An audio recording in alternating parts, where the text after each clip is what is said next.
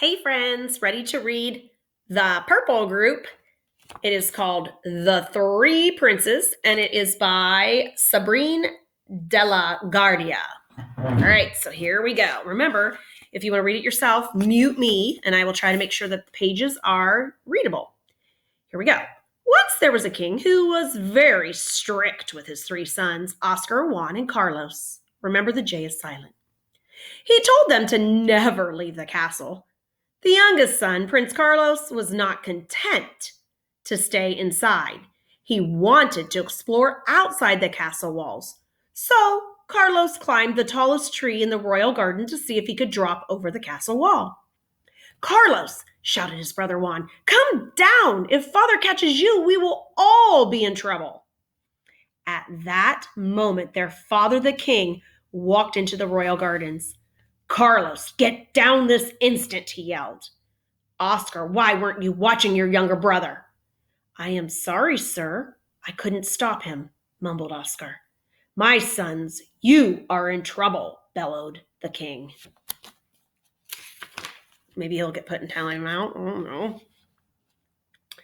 "You live in the most valuable castle in the land. Why do you want to leave?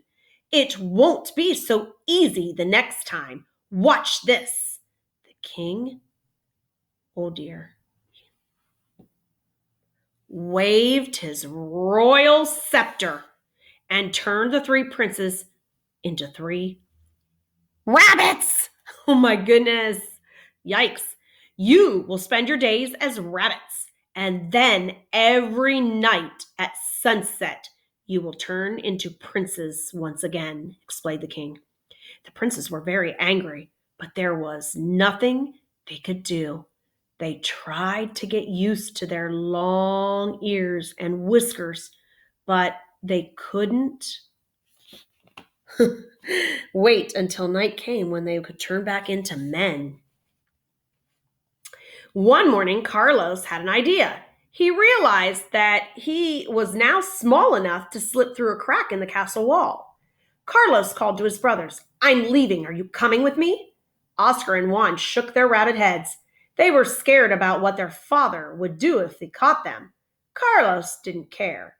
He hopped outside. Everything was glimmering with sunlight. He was free. Then he heard a sweet song. Who was singing? So he followed the wonderful sound. This is never good, friends.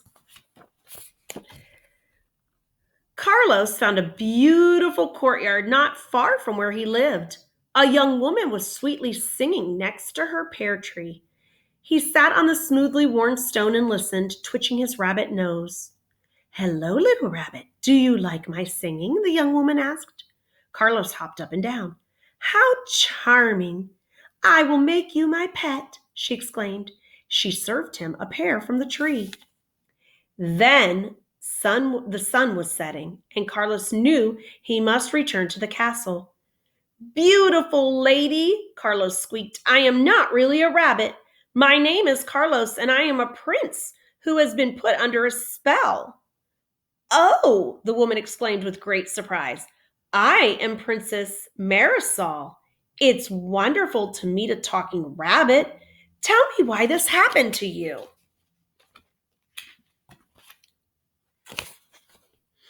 "My father, the king, is very strict. I made him angry, so he turned my brothers and me into rabbits. If I don't return to the castle now, I will be in trouble." "You can go," said Marisol, "but I have grown quite fond of you. When will I see you again?" "I will return someday and ask you to marry me," said Carlos. "But my first task is to get this horrible spell removed." Carlos hopped away. He thought about how much he liked Princess Marisol. When he returned to the castle, he slipped through the crack in the wall. And just then the sun set and Carlos turned back into a prince. He found his brothers and told them all about Marisol, but they told Carlos the very bad news. The king had a plan to make Carlos marry another princess who lived far away.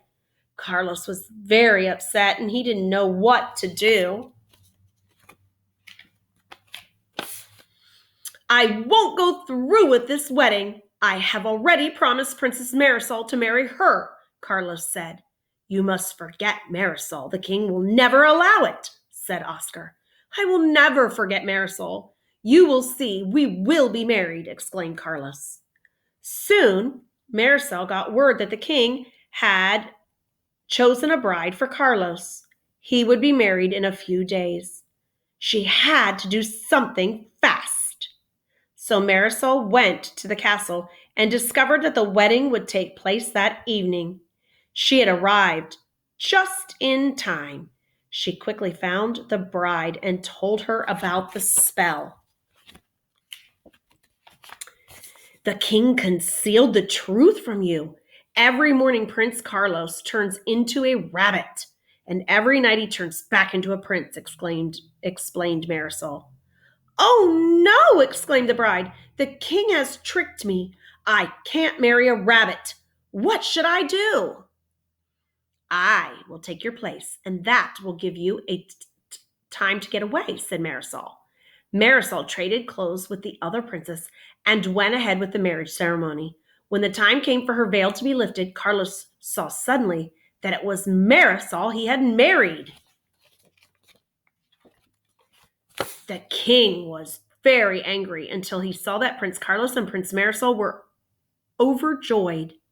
As the villagers cheered, the king finally smiled. He lifted the spell, and the three princes never turned into rabbits again.